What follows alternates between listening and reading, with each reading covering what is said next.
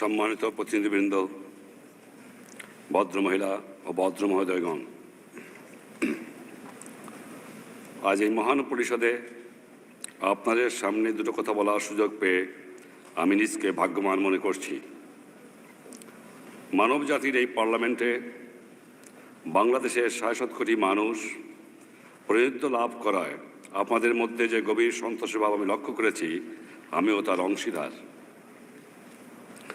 বাঙালি জাতির জন্য এটা এক ঐতিহাসিক মুহূর্ত,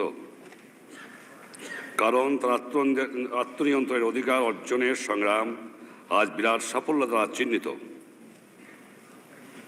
একটি স্বাধীন দেশের স্বাধীন নাগরিক হিসাবে মুক্ত সম্মানজনক জীবনযাপনের অধিকার অর্জনের জন্য বাঙালি জাতি বহু শতাব্দী ধরে সংগ্রাম চালিয়ে এসেছে। তারা চেয়েছে বিশ্বের সকল জাতির সঙ্গে শান্তি ও সৌহার্দ্যের মধ্যে বসবাস করতে।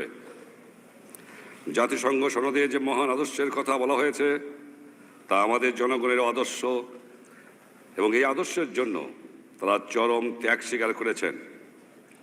এমন এক বিশ্ব ব্যবস্থা গঠনে বাঙালি জাতি উৎসর্গীকৃত, যে ব্যবস্থায় সকল মানুষের শান্তি ও ন্যায় বিচার লাভের আকাঙ্ক্ষা প্রতিতৃপ্ত হবে। এবং আমি জানি আমাদের এই প্রতিজ্ঞা গ্রহণের মধ্যে আমাদের লাখো লাখো শহীদের বিধেয়ী আত্মায় তৃপ্ত নিহিত রয়েছে। সম্প্রতি গোটা বিশ্বে যে অর্থনৈতিক বিপর্যয় দেখা দিয়েছে, তার পরিপ্রেক্ষিতে ন্যায়সঙ্গত ও আন্তর্জাতিক অর্থনৈতিক ব্যবস্থা গড়ে তোলার কাজে আমাদের আরও তরির ব্যবস্থা গ্রহণ করা উচিত। এ বছরের গোড়ার দিকে অনুষ্ঠিত এই পরিষদের বিশেষ অধিবেশনে বিশ্বের বর্তমান গুরুতর অর্থনৈতিক অবস্থা সম্পর্কে আলোচনা হয়েছে। আমি এমন একটি দেশের পক্ষ থেকে কথা বলছি যে দেশটি বর্তমানে অর্থনৈতিক দুর্যোগের ক্ষতিগ্রস্ত দেশগুলির তালিকায় শীর্ষস্থানে রয়েছে। এই ক্ষতি কতটা গুরুতর আমি সে সম্পর্কে কিছুটা আলোকপাত করতে চাই। যুদ্ধের ধ্বংসস্তূপের উপরই বাংলাদেশের জন্ম হয়েছিল। তারপর থেকে একের পর এক প্রাকৃতিক বিপর্যয়ে আমরা সম্মুখীন হয়েছি। সর্বশেষ এবারে নজিরবিহীন বন্যা। সাম্প্রতিক বন্যার বিপর্যয় কাটিয়ে ওঠার উদ্দেশ্যে বাংলাদেশের প্রতি সাহায্যের হাত বাড়িয়ে দেওয়ার ব্যাপারে সক্রিয় ব্যবস্থা গ্রহণ করার জন্য আমরা জাতিসংঘ, সংশ্লিষ্ট সংস্থাসমূহ ও সেক্রেটারি জেনারেলের কাছে কৃতজ্ঞ। আলজেরিয়ার প্রেসিডেন্ট বুমেদিন, পররাষ্ট্রমন্ত্রী বুতেফলিকা বাংলাদেশের সাহায্যে এগিয়ে আসার জন্য জোট নিরপেক্ষ দেশসমূহের প্রতি আবেদন জানিয়েছেন। বন্ধু দেশসমূহ মানব কল্যাণ সংস্থাগুলোর কাছ থেকেও এ ব্যাপারে ভালোই সাড়া পাওয়া যাচ্ছে। প্রাকৃতিক বিপর্যয় বাংলাদেশের অর্থনৈতিক অগ্রগতি শুধু প্রতিহত করেনি, দেশে প্রায় দুর্ভিক্ষ অবস্থার সৃষ্টি হয়েছে। একই সময় বিশ্বব্যাপী মুদ্রাস্ফীতির অর্থ আমাদের মতো একটি দেশের জন্য দায় পরিশোধের ক্ষেত্রে $1 কোটি ঘাটতি সৃষ্টি হয়েছে। জনসাধারণের জীবন ধারণের মান নিছক বেঁচে থাকার পর্যায় থেকেও নিচে নেমে গেছে। মাথাপিছু যাদের বার্ষিক আয় $100 কম, তাদের অবস্থা আরও শোচনীয়। বিশ্ব স্বাস্থ্য সংস্থার হিসাব অনুযায়ী বেঁচে থাকার জন্য ন্যূনতম খাদ্য প্রয়োজন, তারও কম খাদ্যকে যারা দিন বেঁচে রয়েছে তা এখন তারা সম্পূর্ণ অনাহারে দিন কাটাচ্ছে। আরও দরিদ্র অভাবী দেশগুলির ভবিষ্যৎ সম্পর্কে যে আভাস দেওয়া হয়েছে তা অত্যন্ত হতাশাজনক। ক্রমাগত মূল্যবৃদ্ধির ফলে খাদ্যের দাম গরিব দেশগুলোর ক্রয় ক্ষমতার বাইরে চলে গেছে। অন্যদিকে ধনী ও উন্নত দেশগুলোই হচ্ছে খাদ্যের মূল রপ্তানিকারক। কৃষি যন্ত্রপাতি উপকরণের অসম্ভব দাম বাড়ার ফলে গরিব দেশগুলোর খাদ্য স্বয়ংসম্পূর্ণ লাভের চেষ্টাও তেমন সফল হতে পারছে না। বিশ্বব্যাপী মুদ্রাস্ফীতির ফলে উন্নয়নশীল দেশগুলোর উন্নয়ন পরিকল্পনার ব্যয় বহুগুণে বেড়ে গেছে। তাদের নিজেদের সম্পদ কাজে লাগানোর শক্তিও হ্রাস পেয়েছে। ইতিমধ্যেই যেসব দেশ দরিদ্র ব্যাপক বেকার সমস্যায় ভুগছে, তা তাদের অতি নগণ্য উন্নয়ন পরিকল্পনাগুলোকেও কেটে সেটে কলবর ছোট করতে বাধ্য হয়েছে। এই পরিকল্পনাগুলো বাস্তবিত হলে মাত্র 5 থেকে 6% হারে বর্ধিত আয় বৃদ্ধির সম্ভাবনা ছিল। বিশ্বের সকল জাতি ঐক্যবদ্ধভাবে এই পরিস্থিতির মোকাবেলা করতে অগ্রসর না হলে মানুষের দুঃখ দুর্দশারা এমন বিরাট আকার ধারণ করবে, ইতিহাসে যার তুলনা পাওয়া যাবে না। অবশ্য বর্তমানে অসংখ্য মানুষের পুঞ্জীভূত দুর্দশার পাশাপাশি মুষ্টিমেয় মানুষ যে অভূতপূর্ব বৈশ্বিক সমৃদ্ধি ও সুখ সুবিধা ভোগ করছে তার তুলনা ইতিহাসে বিরল। এই অবস্থার পরিবর্তন ঘটাতে পারে আমাদের মধ্যে মানবিক ঐক্যবোধ, ভ্রাতৃত্ববোধের পুনর্জাগরণ, পারস্পরিক নির্ভরশীলতার স্বীকৃতি, বর্তমান সমস্যার যুক্তিসঙ্গত সমাধান ঘটাতে সক্ষম। বর্তমান দুর্যোগ এড়াতে হলে অবিলম্বে ঐক্যবদ্ধ প্রচেষ্টা দরকার।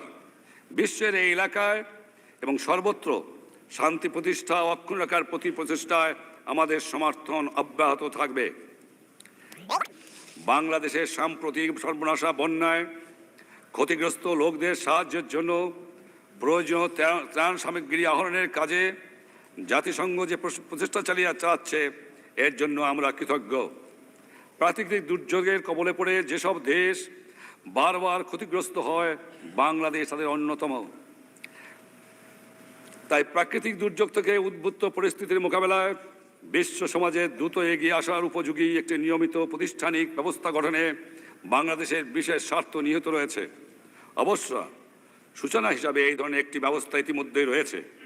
এই ব্যবস্থা হল জাতিসংঘের বিপর্যয় ত্রাণ সমন্বয়কারীর অভিস্থাপন। এই সংস্থাটি যাতে কার্যকরভাবে তার ভূমিকা পালন করতে পারে সেজন্য সংস্থাটি শক্তিশালী করে তোলা একান্ত দরকার। জাতিসংঘের সদস্য দেশগুলোর এ ব্যাপারে বিশেষ দায়িত্ব রয়েছে।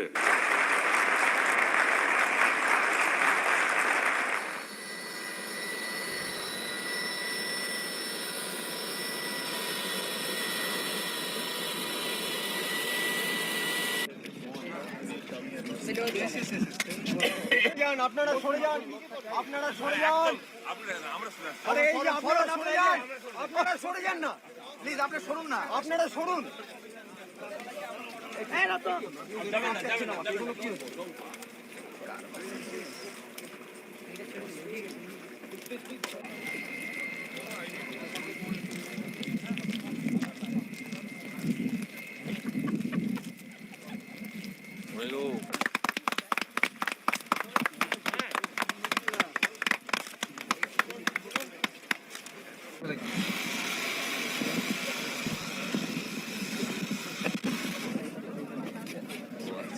এবার আমি আছি।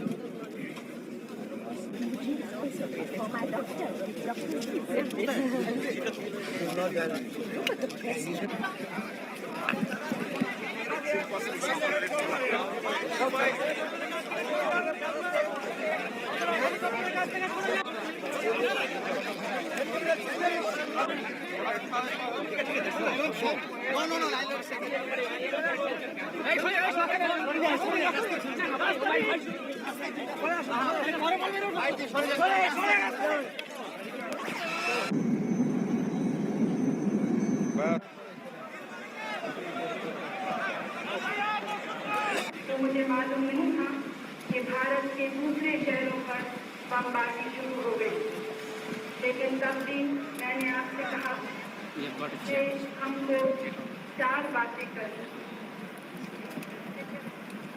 शरणार्थियों को वापस भेजना है, हिम्मत से, इस वीरता से अपनी और जो भी हमारी दृष्टि है वो उसी दृष्टिकोण से बनती है कि अंत में हम मैत्री के तरफ बढ़े। इस प्रकार से दिए गए कुछ लोग हैं जो हमारी आजाद बांग्लादेश शेख मुजीबुर रहमान भारत बांग्लादेश मैत्री। পথের ভিখারি হচ্ছে তার কথা বলবে না, দুঃখী মানুষের গায়ে কাপড় নাই তার কথা বলবে না। হিন্দুস্তান আমার দুশ্মন, হিন্দুস্তান কেন আমার দুশ্মন হবে, ভারতবর্ষ কেন আমার দুশ্মন হবে?